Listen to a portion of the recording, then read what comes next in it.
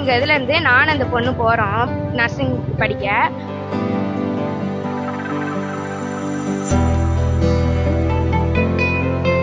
என் பழங்குடியினர்லேருந்து நான் தான் ஃபஸ்ட்டு படிக்க போகிறேன், நானும் இன்னொரு பொண்ணு. இன்ன வரைக்கும் எங்கள் ஜாதியில் யாருமே படித்ததில்லை. இந்த பள்ளி எடுத்ததுனால ஜாதி சென்றதுனால எங்கள் பிள்ளைங்க பாதி பிள்ளைங்க படிக்காமலே பாதி பிள்ளைங்க பத்தாதோடு நிப்பாட்டிட்டாங்க.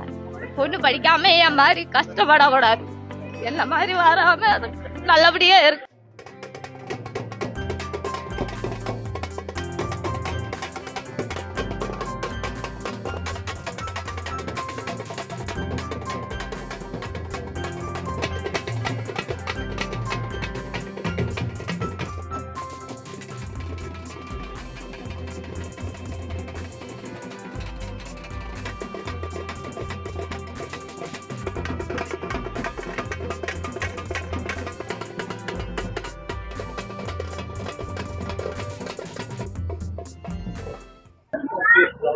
எல்லாத்துக்கும் வணக்கம்.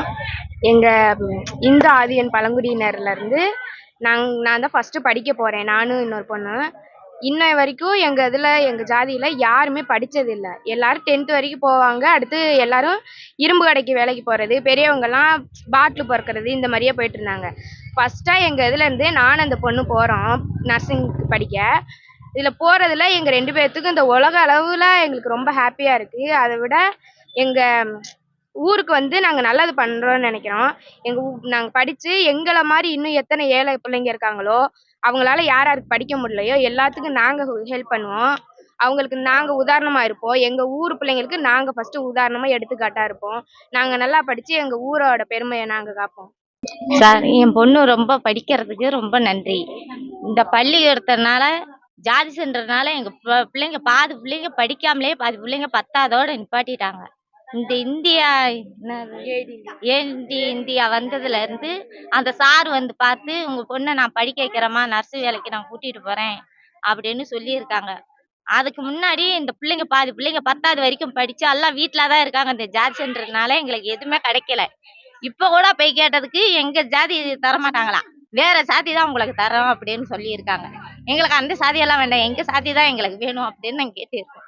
சாரிட்டேன்னு சொன்னோம். சாரிடுனதுக்கு அது வேண்டாமா, உங்கள் சாதி தான் உங்களுக்கு மேலே எடுத்து பேசும் அப்படின்னு சொல்லியிருக்காங்க. அதுக்கூட இப்போ என் பொண்ணு படிக்கிறது எனக்கு ரொம்ப நன்றி.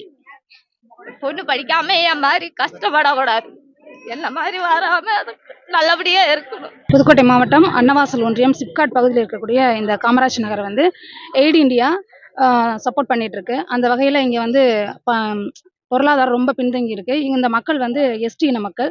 ஆனால் எஸ்சி சான்றிதழ் தான் கொடுக்கணும் அப்படிங்கிறனால இவங்க வேணான்னு மறுத்து, அதனால இது வரைக்குமே அவங்களுக்கு ஜாதி சான்றிதழே கிடையாது. அதனால அவங்களோட படிப்பும் பாதிக்கப்படுது. இதனால எதுக்கு படிக்கணும், நம்ம படித்து வேலை கிடைக்க போகிறதில்ல, நம்மளோட பூர்வீக தொழிலே பண்ணலாம்னு சொல்லி பாட்டில் பிறக்கிறது, இந்த மாதிரி வேலை தான் பார்த்துட்டு இருக்காங்க. இப்போ நாங்கள் என்ன பண்ணியிருக்கோம்னா, எய்ட் இண்டியா இப்போ 10th முடிச்சவங்களுக்கு ஒரு தொழில் படிப்பு கொடுக்கலான்னு சொல்லிட்டு இப்போ நர்சிங் எய்ட் இண்டியா மூலமாகவே எல்லா கல்வி உதவித்தொகையும் பண்ணி அவங்க படிக்கிற வரைக்கும் எல்லாம் சப்போர்ட் பண்ணுறதா எய்ட் இண்டியா பண்ணுறாங்க. இப்போ இங்கே எய்ட் இண்டியா மூலமாக ஒரு 15 வீடும் கட்டி கொடுத்துருக்கோம்.